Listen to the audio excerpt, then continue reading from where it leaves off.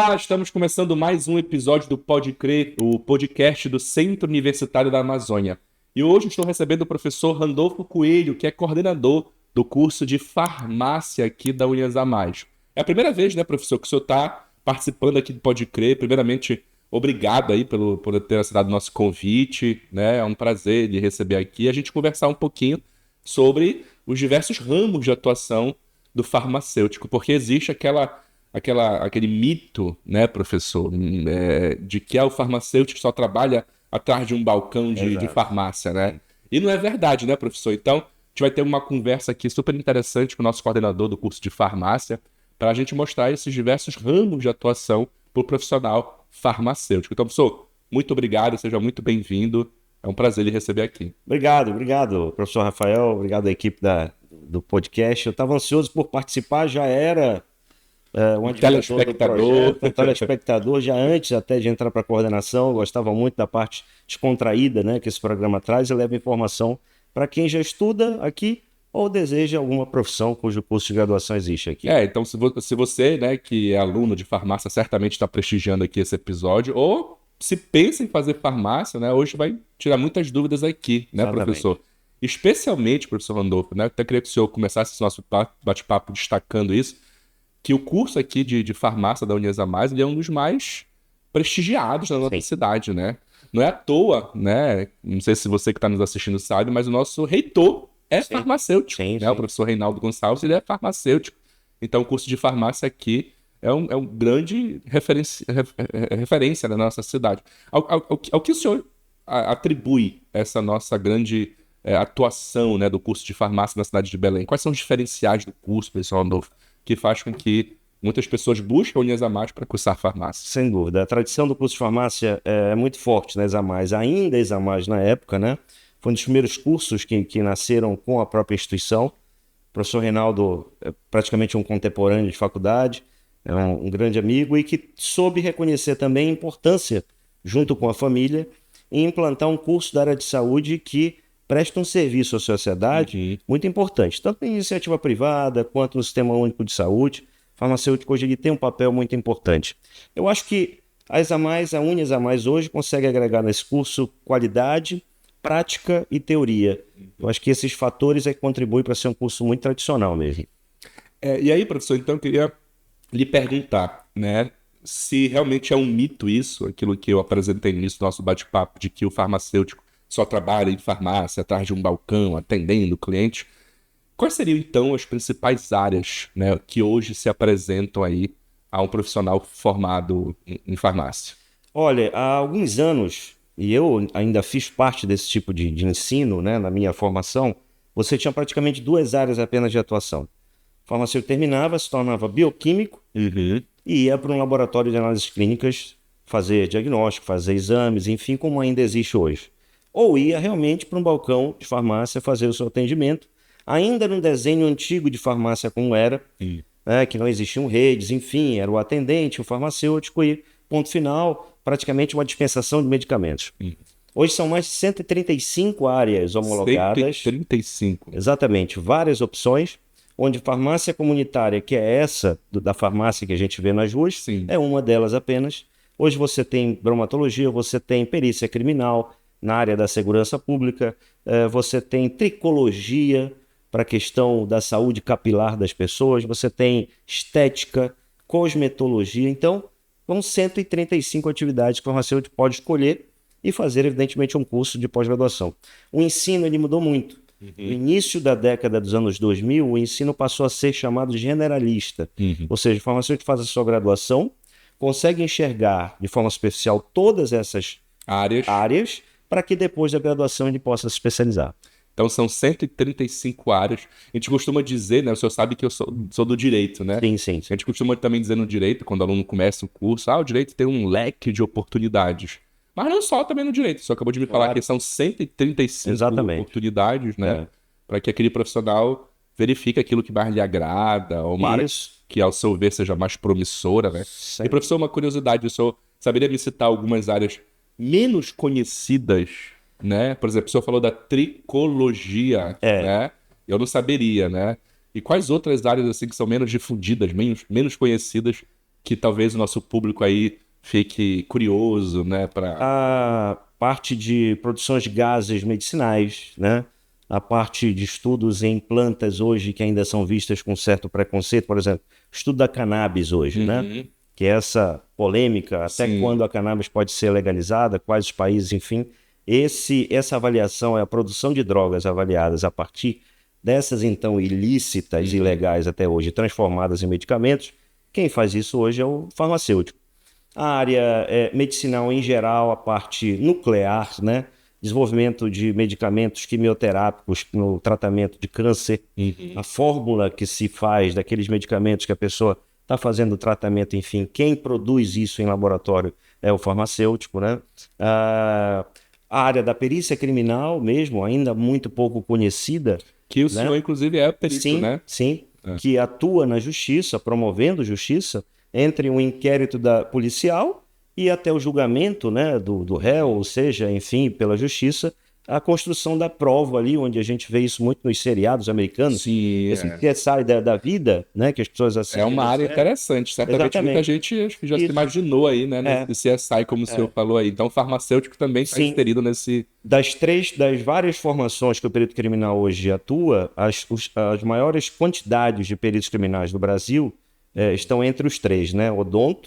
Odontologistas, médicos legistas e farmacêutico perito criminal, que pode estar no local de crime. Quando a gente vê aquele assassinato, não vê? Sim. É só ligar a televisão todo dia, né? Sim, Programa policial, que a gente vai ver ali o corpo, as equipes, você vê atrás da camisa Polícia Científica. É um perito criminal colhendo as provas. Que pode ser um farmacêutico. Exatamente, E o farmacêutico atua no laboratório também, avaliando se aquela droga apreendida é uma maconha, se é uma pedra de óxido ou se é cocaína, enfim. Se o indivíduo que atropelou alguém alcoolizado, dirigindo veículo automotor, enfim, quem é um farmacêutico vai fazer análise da quantidade de sangue, de álcool no sangue, e entre outras situações. Ou seja, então é uma atividade profissional também que pode ser bastante dinâmica, bastante movimentada, né? Não é? Muito eclética, inclusive, que permite a atuação do farmacêutico em várias áreas lá. Excelente. E os alunos aqui na Uniesamar, professores, têm essa experiência realmente de conhecer atividades práticas que propiciam aos alunos provar um pouquinho aí dos mais diversos ramos para decidir, né, em que ramo atuar? Sim. Quais projetos os cursos aqui da Uniesamar desenvolvem, fazendo com que os alunos tenham essa oportunidade prática? Porque eu também sei que desde o início do curso os alunos já são, né, estimulados a atividades além da sala de aula. Exatamente. A gente procura... Eu acho que é uma marca registrada da Uniesamar poder conciliar o conhecimento teórico em sala de aula, a parte prática. E quando nós assumimos a partir de janeiro, na verdade final de dezembro para janeiro, a gente montou uma equipe muito boa, que inclui, inclusive, o próprio professor Leandro na coordenação de estágio, porque aqui a gente queria dar uma oxigenação no estágio, que é a parte prática. O aluno gosta de... Que é um grande diferencial. E além do estágio, a gente criou também as vagas para visita técnica. Então, hoje, o futuro farmacêutico, vai visitar os hospitais a quem somos conveniados, parceiros, passa 1 a 3 dias fazendo visita técnica, conhecendo toda a logística, tudo que um farmacêutico faz dentro do hospital, que é uma outra área também magnífica, bem variada, e ele também pratica os estágios curriculares que são previstos. Farmácia de manipulação, né? Que é uma grande farmácia hoje que atende esses futuros profissionais na manipulação do produto, na produção. O que é farmácia de manipulação? É aquele medicamento que não é vendido na caixinha pronto na farmácia comercial. O médico ele acha que para aquele seu problema de saúde, ele precisa personalizar uma dose, ou seja, nenhum medicamento que está pronto já na indústria, ele acredita que vai ter o mesmo efeito de um medicamento manipulado. Então ele passa aquele produto, aquela fórmula manipulada. A ser fabricado. Exatamente. Não sei nem se é o termo correto, a ser fabricado. Desenvolvido, produzido de acordo com o seu peso, de acordo com a sua idade, com o seu problema de saúde, né? É um tratamento muito mais adequado, às vezes. É homeopático, é o medicamento manipulado. O farmacêutico faz isso. Ele vai fazer a interpretação daquela fórmula no laboratório e vai pegar aqueles ingredientes exatamente naquela dosagem para poder desenvolver fazer com que o tratamento tenha... E os nossos alunos nas visitas técnicas, então, desde a faculdade... Participam já conhecem. Exatamente. Certo. E aí vai hospital, laboratório, clínicas, né? As visitas técnicas, a própria farmácia homeopática e nas farmácias comerciais também para atender ali o público, né? Fantástico, professor. Enquanto o senhor falava aí, nós estávamos mostrando a Magnífica que está aqui no meu ponto. Não sei se o senhor Sim. sabe que ela fala aqui no meu ponto. Mas ela estava soltando algumas imagens também das Perfeito. visitas técnicas, né, das diversas Exatamente. atividades que o curso de farmácia apresenta. Então, o mercado está aquecido aí para o farmacêutico. Sim. Hoje, vou fazer farmácia. É um mercado que disponibiliza aí oportunidades, está aquecido. Como é que o profissional vê o mercado hoje em dia? Eu costumo conversar com os alunos, converso até com os... Já que a gente também atua no ramo de pós-graduação, eu converso que a gente não pode aceitar de jeito nenhum um discurso de que o mercado está saturado. Né? E tem muita gente dizendo isso. Não vai, tem muito profissional já tem muito advogado, Sim. já tem muito farmacêutico. Pelo amor de Deus, olha, tem um estudo aí dizendo que se parar de formar por 8 anos vai ter farmacêutico. Eu não acredito nisso. Eu acho que cada um tem um espaço no mercado de trabalho, Sem dúvida. desde que se prepare, tenha uma distinção, né? Consiga se comunicar muito bem com o paciente, com o cliente, que se especialize, que busque nessas várias áreas uma área onde ele vai se identificar. É claro que isso depende muito mais do profissional também. A instituição faz o papel dela, mostrando o caminho, mas eu acho que o profissional tem que aprender a se diferenciar também.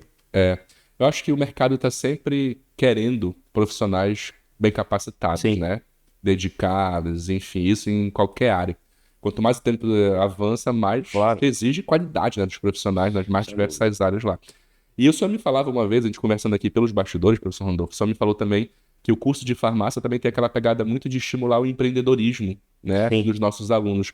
De que forma isso é feito no curso e a importância para a formação dos profissionais farmacêuticos aqui da Unisamar? Existe uma disciplina voltada ao empreendedorismo. É uma né? disciplina, então, da grade. Exatamente, e que traz os ensinamentos básicos de como empreender.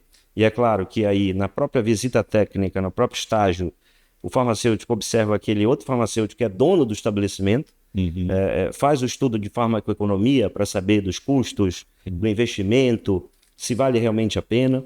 E eu costumo dizer o seguinte: misture numa mesma fórmula o seu sonho de ser empresário, ser um empreendedor, mas traga também ingredientes de realidade. Verifique se no seu ramo já não tem muito ali naquela área onde você quer abrir. Procure outras alternativas, Tem todo outras um opções. estudo por detrás, Exatamente. né? E as 130 atividades são 130 oportunidades de empreender também, né? Então, por exemplo, dizem que o mercado está muito saturado de farmácia comercial. Cada esquina tem uma, enfim. Isso é uma verdade aqui em Belém. Qualquer lugar que te olha tem uma farmácia. Exatamente. Aí, né? E vocês sabem que existe uma lei da Anvisa, da Agência Nacional de Vigilância Sanitária, que obriga uma determinada distância entre uma farmácia e outra. Mas hoje que nem é atendido, você vê uma colada na outra, lei Na do frente, mercado, na concorrência, enfim. Entra numa, sai, Exato. pesquisa preço na outra, né? Mas você Porque a vê... gente assistiu mesmo em Belém, né, professor? Sim. Quem é de Belém, é um período aí que, de repente, a cada nova construção, o que vai ser aqui? Vai ser um shopping, vai ser um bar? Não, era uma farmácia, né? E, obviamente, precisando de profissionais. Chamamos de farmácia aqui, uma extinta rede, que era um disco voador, lembra? Eu lembro, Um disco voador, você entrava, era uma nave, né? E que se vendia também, não só remédio, mas de tudo um pouco, né? A gente costumava dizer o seguinte: vendia inclusive medicamento, né? Vendia CD, vendia... Enfim, isso foi uma polêmica também na época, né? As farmácias passaram a vender muitas coisas que não tinham a ver com o setor da saúde. Então havia uma briga muito grande. Eu me recordo que eu fui diretor da Vigilância Sanitária de Belém há alguns anos, e a gente então era responsável pelo licenciamento dessas empresas. E a gente tinha um embate diário, porque a gente percebia isso, que a farmácia queria ser um mini shopping. Sim. Então queria desrespeitar até a lei federal de venda de alimento, de venda de sandália, venda de... Vocês lembram da polêmica da venda dos óculos de grau? Sim, Você já chegava pronto, no balcão, né? você chegava lá e tal, então, pode testar, fique à vontade. Testava, perfeito, esse aqui, pode levar. E tal, um preço popular, Sim. Tudo isso era polêmica também. Mas eu acho que as legislações foram sendo mais rigorosas, hoje conseguiu filtrar mais. Você tem o principal produto como medicamento. E tudo isso tendo um profissional farmacêutico por detrás nas discussões, nas deliberações, né, de Conselho Federal, né, Exatamente. de farmácia, tudo. Todas as resoluções voltadas para aprovação de algum medicamento, você pode pegar lá a caixinha do medicamento, tem lá sempre, atrás da caixinha tem prazo de validade, né? O nome do medicamento o nome comercial, que é o laboratório cria um nome comercial, o nome da base, que é um produto, enfim, que é o medicamento em si, Sim. e você tem lá o nome do responsável técnico. Pode ver, qualquer caixinha de medicamento em envelope tem o nome do farmacêutico lá. Aquilo é só para constar? Não. Aquele farmacêutico supervisionou a produção fabricação daquele produto, desde a matéria-prima, né, ainda ativa, ainda que precisava ser lapidada, desenvolvida, todo o processo de controle de qualidade, o seu envelopamento ou a transformação numa cápsula, num comprimido ou num líquido, até o produto final. Veja só a imensa responsabilidade, então. Né? E que ninguém vê. Você só vê o produto pronto na prateleira, mas é um farmacêutico que estava ali no laboratório, na indústria, desenvolvendo aquilo. Olha aí, então você que está nos assistindo aí, né? Eu tenho certeza absoluta, professor Rodolfo, que a próxima oportunidade que eu saindo daqui, eu pegar uma caixinha de medicamento, eu, curioso como eu sou, eu vou checar isso daí. Olhar atrás, né? Se responsável técnico. Responsável técnico. Farmacêutico, tal. Número de registro. Cada medicamento tem um número de registro, que é a autorização que a Anvisa, que é a Agência Nacional de Vigilância Sanitária, que é em Brasília, dá para aquele produto. É como se fosse uma placa de um veículo. O veículo é produzido. Você compra um carro novinho. O Detran vai liberar uma placa para você, aquele número. Para tornar único. Aquele número não tem outro igual. Então, aquele medicamento, naquela classe dele, ele recebeu um número de liberação que é. Ou seja, se você compra um produto, uma caixa, que não tem o nome do responsável técnico, não tem um número do Ministério da Saúde ali, o registro, né? Não tem os dados como o nome genérico do produto, ou seja, é o nome do produto mesmo ali, da base química do medicamento, desconfie. É a mesma coisa de uma obra, né, professor Rodolfo? A gente passa numa obra, quem é o responsável técnico dessa obra? O engenheiro. Se não tiver, a gente já... Exato. A mesma coisa na farmácia, nos medicamentos, né? Agora, professor Rodolfo, um outro ponto também que eu queria tocar aqui diz respeito, a gente está falando aqui de área de atuação, né, do mercado de trabalho para o profissional da farmácia, de uma recente resolução aí do Conselho Federal, né, de Farmácia, a resolução número, eu até tenho aqui anotada, a resolução número 18 de outubro de 2024, que veio regulamentando, veio traçando diretrizes para a atuação do farmacêutico na área esportiva. Sim. Né? Além dessas que o senhor citou aí, das mais de 130, inclui-se agora também essa atuação do farmacêutico na área esportiva. Eu estou muito curioso para conversar com o senhor sobre isso, né? Mas desde já eu acho que é inegável que se trata de um avanço, eu acho que para a profissão, né? Para a classe profissional, né?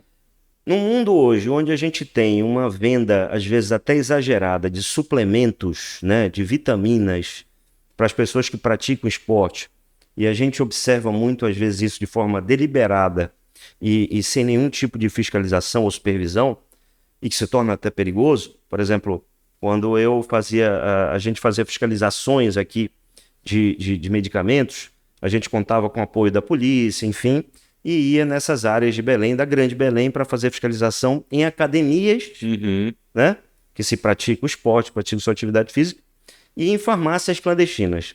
A farmácia clandestina ficava na frente, a academia do outro lado.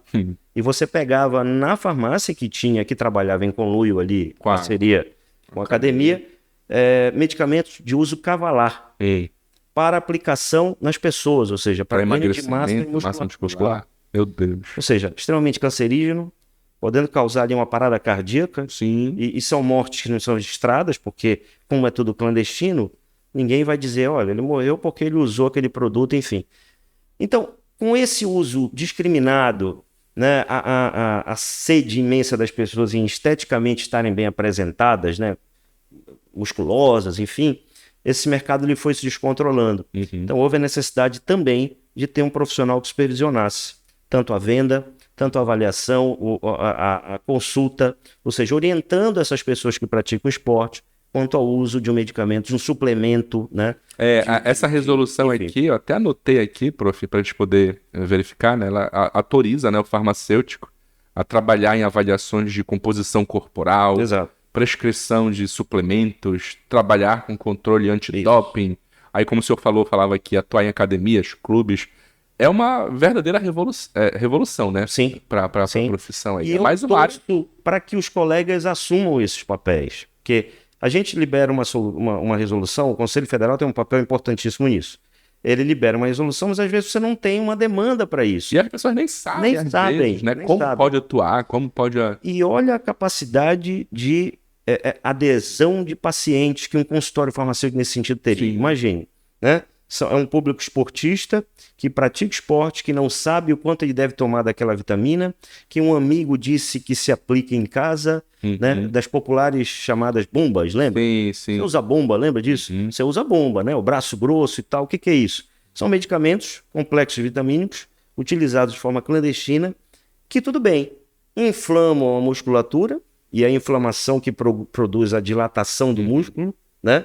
Ele se torna inchado, mas que com o tempo isso vai causando ali o que? Necrose do tecido. Quer dizer, o que é a necrose? A morte do tecido, porque foi um produto extremamente forte. Ninguém avaliou o quanto essa injeção de vitamina foi necessária para o braço ficar grosso, para a perna ficar grossa. E aí o farmacêutico monitora isso tudo, né, e pode avaliar esse tratamento desse paciente. E ele pode estar em academias presentes também, né?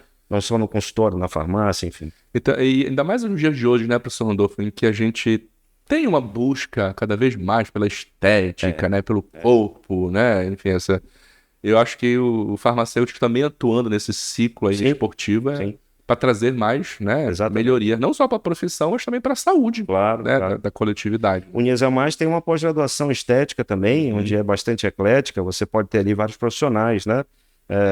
O profissional da enfermagem pode ter uma noção do que é estética, o farmacêutico na atuação, na aplicação de determinados medicamentos voltados à estética, de acordo com a resolução, o médico também, enfim. Eu acho o seguinte, né, que com a criação dessas resoluções, você democratiza a saúde. Sim. Você não pode criar uma reserva de mercado. Eu acho que já chega essa história de que somente um profissional na sociedade pode fazer alguma coisa. Dominar aquela área do conhecimento, né? Eu acho que quanto mais acessível você tornar, você barateia mais o tratamento, né?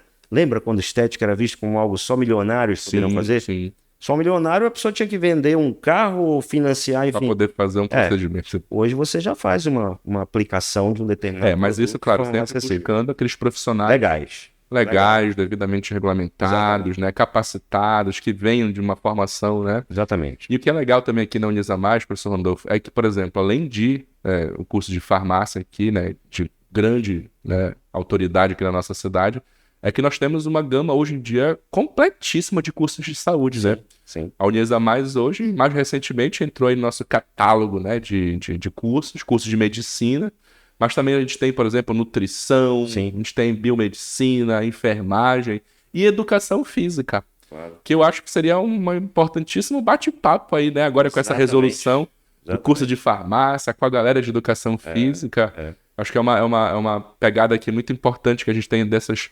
comunicações dos cursos. De vez em quando também o direito faz direito com psicologia, né? Então acho que já é uma oportunidade legal aí para o curso de farmácia, quem sabe bater uma bola aí. Tudo se encaixa perfeitamente. Eu acho que a direção da Uniasamais soube enxergar isso e poder proporcionar esse leque de cursos para a sociedade, né? Essas opções. E como eu falei, a saúde hoje ela se faz não adianta individualizar, ela tem que ser algo coletivo. Sim, por exemplo, as profissões têm que comunicar, conversar entre si. Né? O paciente pode fazer o uso do melhor medicamento possível, tratamento de um câncer, vamos a umas doenças mais extremas, né? Tratamento de uma demência, de uma doença crônica degenerativa. Ele pode ter o melhor recurso possível para fazer tratamento no melhor centro do mundo. Mas se ele não tiver uma saúde mental atrelado a isso, equilibrada, se ele não puder fazer alguma atividade física, né, que também é vista como um tratamento, sem dúvidas, se ele não puder casar essas ferramentas, às vezes a saúde e o tratamento não é bem sucedido dele. E aproveitando nessa esteira do que a gente vem falando aí, desse bate-papo, né, interdisciplinar com os outros cursos, agora em maio o curso de farmácia vai ter aí a sua semana acadêmica. Conte mais pra gente aí, professor. Aproveite já, convide aí quem está nos assistindo para participar. E o que os nossos alunos, a comunidade acadêmica como um todo pode esperar aí dessa semana, quais são os spoilers aí, sabe? Eu sei que o senhor não pode falar tudo ainda, daqui a pouco as artes vão estar aí nas redes sociais, mas a gente já pode fazer um convite aí pra galera, né? Perfeito. De 5 a 7 de maio, a semana acadêmica, né? Uma jornada de palestras aí ao longo desses 3 dias. Além de apresentações de trabalhos em sala de aula, Show. nós teremos também a avaliação desses trabalhos, valerão nota, evidentemente, são curriculares, mas também a apresentação de palestras voltadas a vários temas, né? Aí, perícia, parte de toxicologia, química, atendimento ao paciente, medicamento genérico, uma série de coisas aí para os pacientes. Todos convidados. Perfeito. Então não perca essa oportunidade aí, você que é aluno de farmácia, da Unhas a Mais, ou, né, Sim. do mercado profissional, de outras instituições, mas que quer conhecer aqui a Unhas a Mais, participar dessas discussões interessantíssimas, de 5 a 7 de maio, aqui na Unhas a Mais. Em breve, maiores informações nas redes sociais da nossa instituição. Professor Randolfo, a gente já caminhando aqui, né, para o final do nosso bate-papo, essa resolução aí, então, né, 18 do Conselho Federal de Farmácia, o senhor acha também que pode, talvez, atrair um público ainda maior para o curso de farmácia, talvez jovens, né, que gostam de esporte, gostam de cuidar do corpo? O senhor vê aí uma atuação ainda maior de atração? Sim, eu acho que esse é o papel da pessoa. Eu acho que a pessoa que deseja atuar numa profissão, ela tem que realmente Alguma saber coisa tem que o que mais a atrai. Eu acho que é o atrair. pontapé inicial. Tudo bem que algumas pessoas não se encontram no início do curso, isso é natural. Vão cursar aquilo estimulados por algum amigo ou a família que queria, né? Sim. Não tem aquela história da família? Não, eu quero que ele seja advogado. Eu quero que ele seja engenheiro, né? Mas eu acho que hoje o público, essa geração, ela está muito independente com relação a isso. Então, ela puder estudar as resoluções, o que a sua futura profissão pode fazer, entre essa resolução, outra parte estética. São 135. Né? É muita coisa, né? Laboratorial, hospitalar, né? A área nuclear, a produção de produtos voltados à quimioterapia. Eu acho que vale a pena, porque o aluno já ingressa no curso sabendo mais ou menos o que ele quer atuar lá no futuro. Sim. Então eu queria aproveitar, professor Randolfo, e lhe perguntar pessoalmente aqui, até para que os nossos alunos aqui, né, do curso de farmácia, conheçam um pouco mais o nosso coordenador, que é prestigiadíssimo aí, mas aí eu lhe pergunto, e o senhor, o que foi que ele levou para a farmácia, professor Randolfo? Foi uma decisão desde sempre ou foi acontecendo no meio do caminho? Conte um pouquinho da sua história aí. O que ele levou a ser um farmacêutico e hoje é um super renomado perito criminal? Eu não conhecia muito da profissão no início. Meu curso é do início dos anos 90, né? Iniciei nos anos 90 o curso. Ainda não era muito difundido. Tinham 2 áreas, basicamente. Ainda não tinha uma farmácia em cada esquina? Não tinha. E se você quisesse algo de especialista mais a fundo, você tinha que ir embora do estado para atuar numa indústria. Não existiam indústrias de medicamentos aqui, né? Então eu entrei mais por curiosidade. Talvez até entrei pensando que eu ia depois ingressar no outro curso. Sabe aquela história? Eu vim para passar uma chuva. Eu vou terminar porque eu já entrei. Depois eu acredito nessas disciplinas aí, eu vou escolher outra coisa e tal. Fiquei, continuei. Foi gostando. Tenho sido muito feliz na profissão. Posso dizer de que já atuei em grande parte das áreas de atuação da profissão, né? E depois eu fui descobrir, curiosamente, que o meu avô paterno, que eu não cheguei a conhecê-lo em vida, foi o fundador do curso de farmácia da Universidade Federal do Pará aqui. Que bacana. Então já vem de família. Exatamente. E ele foi pró-reitor da UFPA. Ele foi o primeiro presidente do Conselho Regional de Farmácia do Estado do Pará. O Conselho Regional de Farmácia do Estado do Pará é chamado de 01, que ele é o mais antigo do Brasil. Foi a primeira resolução. E o primeiro conselho foi criado pelo meu avô. Sensacional. Né? E essa história toda, hoje tem história dele em livro, enfim, e fui descobrir depois. Eu acho que isso foi um combustível. Qual é o nome do seu? Professor Adarezer Coelho, nome diferente, nome bem antigo. Adarezer Coelho. Ele foi professor desses farmacêuticos, já todos antigos ali na universidade. Tinha farmácia também, né? E, enfim, vim conhecer essa história depois. Acabei continuando, ficando e... Então veja aí, né? O neto de um dos grandes referências da farmácia aqui do nosso estado, hoje é coordenador do nosso curso aqui de farmácia, certamente um professor muito respeitado. Certamente uma satisfação para o Unhas a Mais de ter, né, professor, à frente do curso, em razão de todo o seu prestígio aí na profissão. O professor Randolfo também, que coordena muitas das nossas pós-graduações. Isso daí, inclusive, acho que até tema para um outro bate-papo, né? Mas nós temos uma gama aí, né, de pós-graduações que são ofertadas, né? para complementar os estudos de quem quer se especializar. E aí, professor Randolfo, eu queria então que o senhor encerrasse aí, né, deixando um recado. Qual recado você deixaria aí para os futuros farmacêuticos ou quem pensa em fazer farmácia, né, de que, olha, realmente existe uma gama de oportunidades, mas, claro, exigindo muito da sua dedicação. Qual o recado que o senhor deixaria aí para os nossos alunos e para quem pensa em fazer farmácia aqui na Uniasamais? Primeiro que é admirável a Uniasamais hoje ser uma das únicas instituições ainda de origem familiar, né? Sim. Regional. Eu acho que isso tem um peso muito grande. Diante de outras instituições nacionais, que às vezes até dispõem de ensinos à distância, ou híbridos chamados, enfim, a Uniasamais ela sempre apostou em algo presencial. Que estimule a prática, né? A prática, a visita técnica, a presença dos diretores, né, dos coordenadores, isso é muito importante. Eu acho que esse papel, essa característica é que é também um atrativo. Eu, se fosse ainda interessado em fazer um curso, eu iria muito por essa qualidade para escolher uma instituição de ensino. Eu acho que a Uniasamais ela consegue contemplar isso tudo. E ser curioso. Acho que desde o primeiro dia de aula, o futuro profissional, o aluno tem que ser curioso. Já conseguir construir o seu caminho, né? Eu quero atuar na área hospitalar. Então, deixa eu ver o que já tem de resolução nessa área.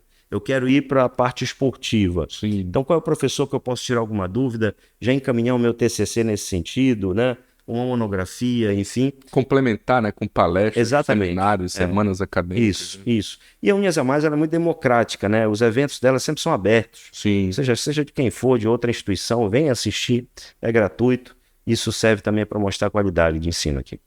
Sensacional, professor Randolfo. Eu costumo brincar aqui que a cada conversa que eu tenho aqui no Pode Crer, me dá vontade de mudar de profissão, né? Quando eu converso aqui com educação física, eu quero ser educador físico, porque aí agora fico com vontade de fazer farmácia também.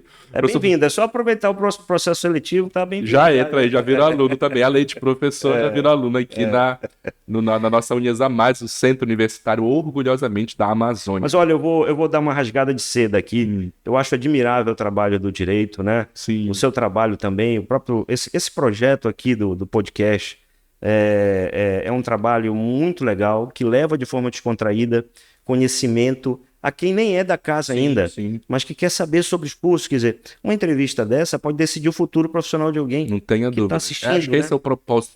Isso é muito bacana. E passado de forma leve. E eu vejo atividade da área do direito aqui, fora a sala de aula. Sim. Vocês investem muito, né, nas atividades aí de práticas na UAB, né? Eu acompanho também simulações, né, de processos jurídicos de audiências. Isso é muito legal. Isso só caracteriza a qualidade da instituição e, assim, investir no curso presencial. Isso é muito bacana, né? É um grande diferencial da Uniasamais, realmente a gente ir além da sala de aula, né? Propiciar aos alunos esse calor humano, essa empatia também, esse contato, né, dos professores com os alunos, com a coordenação, como o senhor falou, né, com os reitores que estão diariamente lá para atender qualquer demanda. Fantástico. Bom, eu espero que você que tenha assistido, tenha gostado, tenha tirado as suas dúvidas. Se porventura tiver alguma dúvida aí sobre o curso de farmácia, sobre a área de atuação, né, do farmacêutico, não deixe de comentar aqui no nosso canal, que certamente a gente vai passar para o professor Randolfo as mensagens para que ele possa responder para você. E não deixe de curtir, compartilhar esse episódio com seu amigo, com a sua amiga que pensa em fazer farmácia. E não deixe também de assistir o nosso próximo episódio do Pode Crer aqui no canal do YouTube. Até mais!